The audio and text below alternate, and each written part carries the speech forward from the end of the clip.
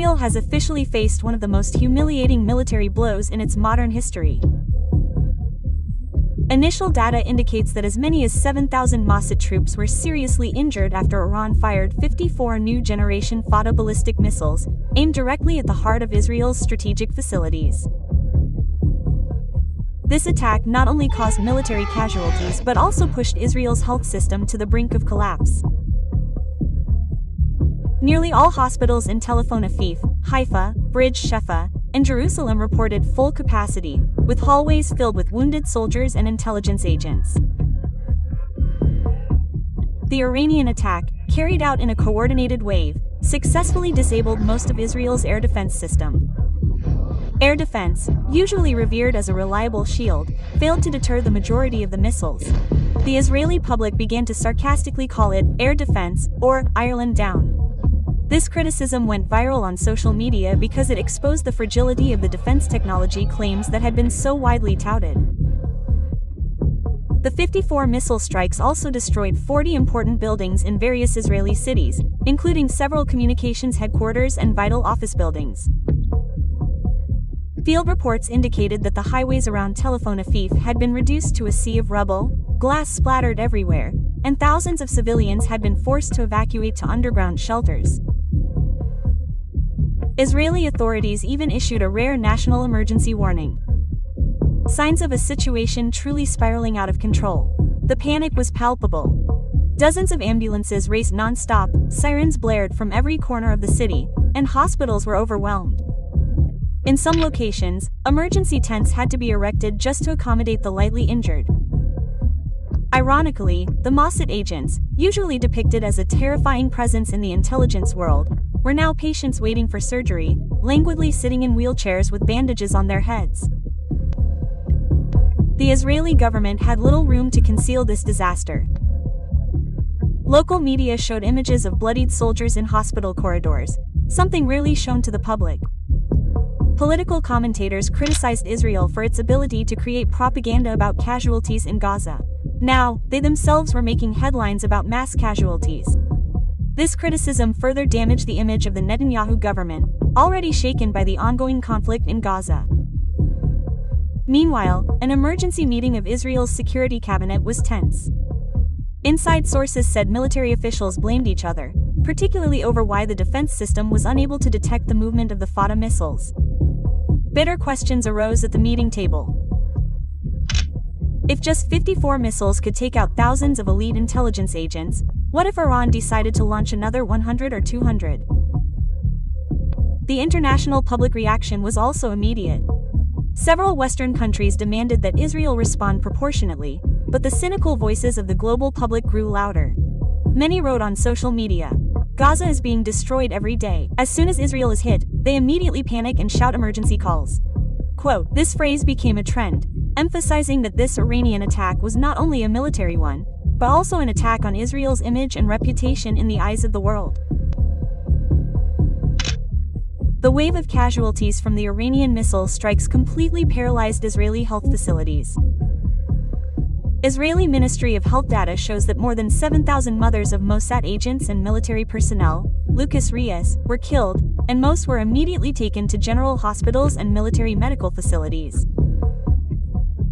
Within hours of the Fata missiles hitting, hospital hallways in Tel Aviv and Haifa were filled with scenes rarely seen on television. Soldiers and intelligence agents, usually seen as formidable in foreign operations, were now lying on makeshift beds, bandaged and on respirators. Doctors and nurses were working almost non-stop. Many of them claimed to be overwhelmed, as Israeli hospitals were never designed to handle such a massive surge in military casualties at once. A nurse at Tel Aviv reportedly said, "Usually we're busy treating Palestinian civilians who have fallen victim to Israeli attacks, but this time the patients are their own soldiers. Ironic, isn't it?" Quote, this statement immediately circulated on social media and became the subject of heated discussion. The situation became even more chaotic as several hospitals were forced to turn away new patients. Several seriously injured Mossad agents had to be flown by helicopter to secret military facilities. However, capacity constraints forced emergency medical tents to be erected in the hospital courtyards. Even a sports stadium was transformed into an impromptu medical post to accommodate the lightly injured. The public criticized Mossad for acting like this, but rather as a medical queue service. The scene in the emergency room truly revealed a different face of Israel. Wounded victims in Mossad and Israeli military uniforms were crowded together. Some were even still wearing tactical vests when they were brought in. The cries of families, the screams of doctors, and the sounds of medical equipment combined to create a tense atmosphere. Local media, which usually kept a tight lid on the internal situation, were no longer able to hide the facts. Television footage showed the exhausted faces of the elite troops, once feared, now nothing more than ordinary patients awaiting surgery. Worse still, there were reports that several hospitals were running out of blood and essential medicines. Israel was forced to request emergency assistance from its Western allies to send medical supplies. But the delivery took time. Meanwhile, the casualties continued to arrive. Some netizens cynically wrote, "Iron failed, hospitals are full. Soon Israel will ask for missiles that can be turned into headache medicine." Quote, "This situation caused political panic within the country. Members of parliament pressured the government to immediately establish a large-scale field hospital. Meanwhile, the opposition accused Netanyahu of a complete failure to anticipate the Iranian threat. The Mossad itself remained silent, but photos of its agents lying in hospital beds had already circulated widely, becoming the subject of ridicule online. Ironically, the intelligence agency, which always operates in the shadows, was now completely exposed in front of the cameras, not because of the covert operation's success, but because of its failure to withstand the missile strike. The psychological impact was significant for both Israeli troops and civilians, who began to lose faith in the myth of the invulnerability of the Mossad and its military. A wave of anger also began to emerge from the victims' families. Some accused the government of being careless and too preoccupied with the aggression in Gaza to overlook the real threat posed by Iran. "Our children were sold for the sake of war," said a soldier's mother in a television interview. This statement further increased political pressure and exacerbated the legitimacy crisis that had already hit the Netanyahu government. With thousands of victims still awaiting treatment and hospitals already overwhelmed, Israel is now at its worst point.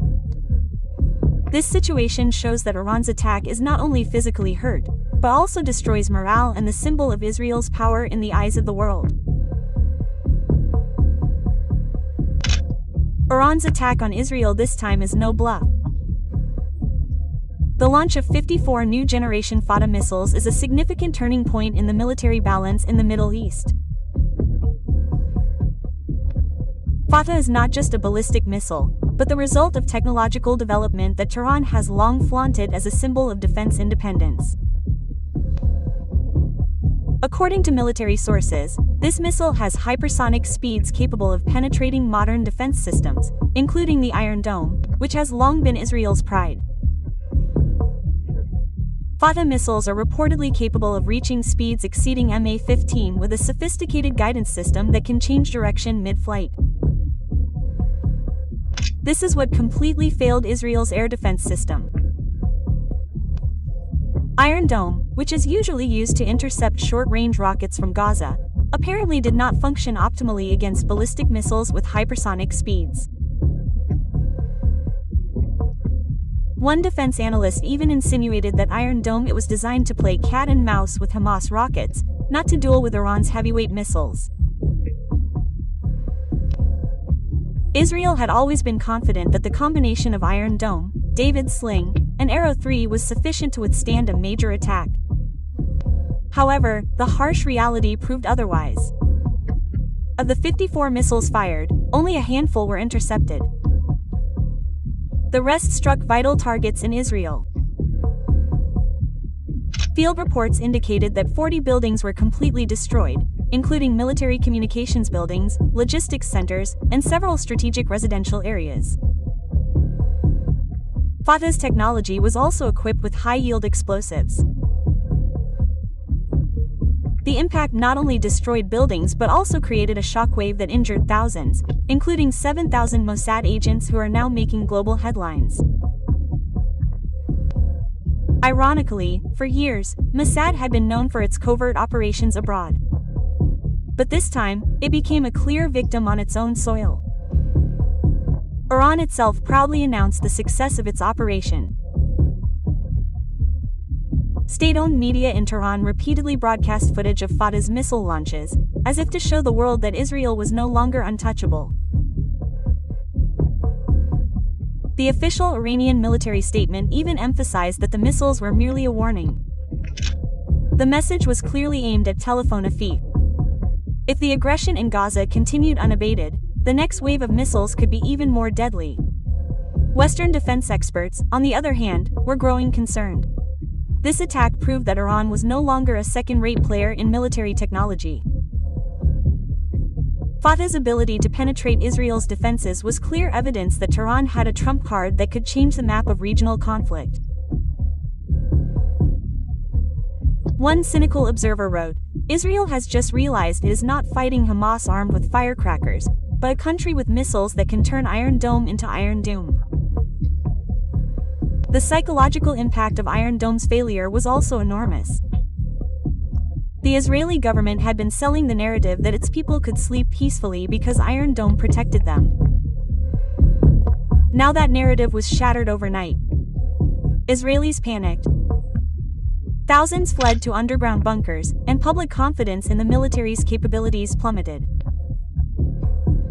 Even more embarrassing, according to a leaked internal report, some of Fatah's missiles even managed to escape radar detection in the first place. This demonstrated a fundamental weakness in Israel's air defense system, which had long been considered sophisticated. Harsh comments immediately emerged. If Israeli radar failed to spot 54 large missiles, don't be surprised if they often mistake Gaza hospitals for Hamas headquarters. With Fatah's success, Iran has demonstrated that it can not only defend but also strike with deadly precision. This situation has forced Israel to face a harsh reality. The defense system it has prided itself on for years has proven fragile when tested by a comparable opponent.